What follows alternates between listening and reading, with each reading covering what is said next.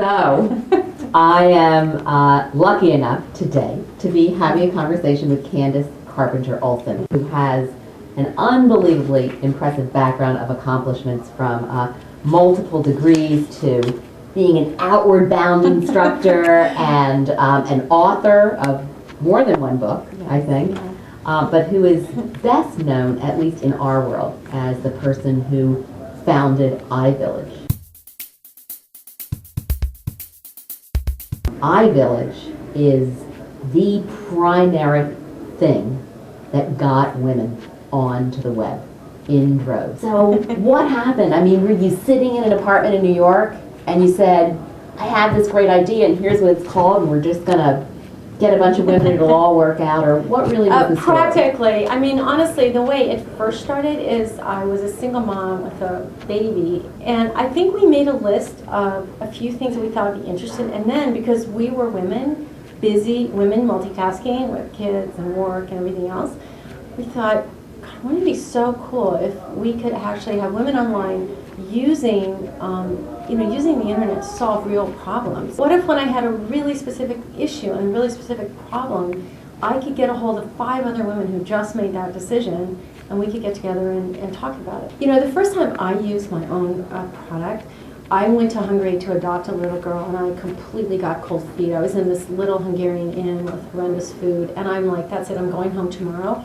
And I thought, you know what, I'm just going to dial up Parent Soup before I go to bed, post this on the adoption community, and we'll see what happens. And I woke up and I had 5 amazing stories from women who said, and men who said, this was the worst it gets, by all means stay and take that kid home, you'll be so glad you did it, we did it. And that's the power of a peer group, is people actually speaking from experience. Sounds so obvious right now. But then, yeah. I mean, what kind of reaction did you get from people when you talked about that? Well, I remember going to a conference where I was speaking to 1,000 analysts, there was so much hype, and they were convinced they would never go online. I got this all the time. That women would never go online. Never go online. This was the thing. They will never go online. They didn't yet understand that for women, anytime you give them a chance to make use of peer wisdom, they will, because it's the best way to get to a solution. When we started CommuniSpace, which was the beginning of this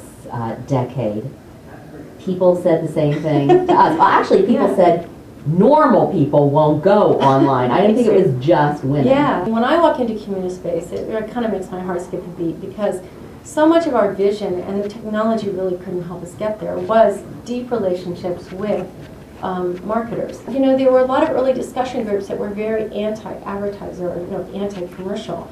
But we knew from women it would be the opposite, because whether there's a cup holder, the size of the cup holder in my car is actually important to me running around all day with my kids. Mm-hmm. It's not separate from that. And I'm just so excited now that companies are really, are able to see how this plays out and how important it is. I mean, I remember the old days, that old, rigid, horrible kind of research that just, by the time you get halfway through it, you knew you'd asked all the wrong questions, and you had to throw the whole thing away, as opposed to this really fluid sense that you can keep reinventing the conversation. And now you're doing something completely new and exciting. Yeah, I got very interested in education, and I was very sad to see education in many ways, particularly the high end of education, somehow in a kind of ghetto away from all this amazing stuff that's going on. And they're bringing a lot of these same principles of community in, particularly intergenerational community, the idea of what we are very interested in, this gap worldwide between what colleges,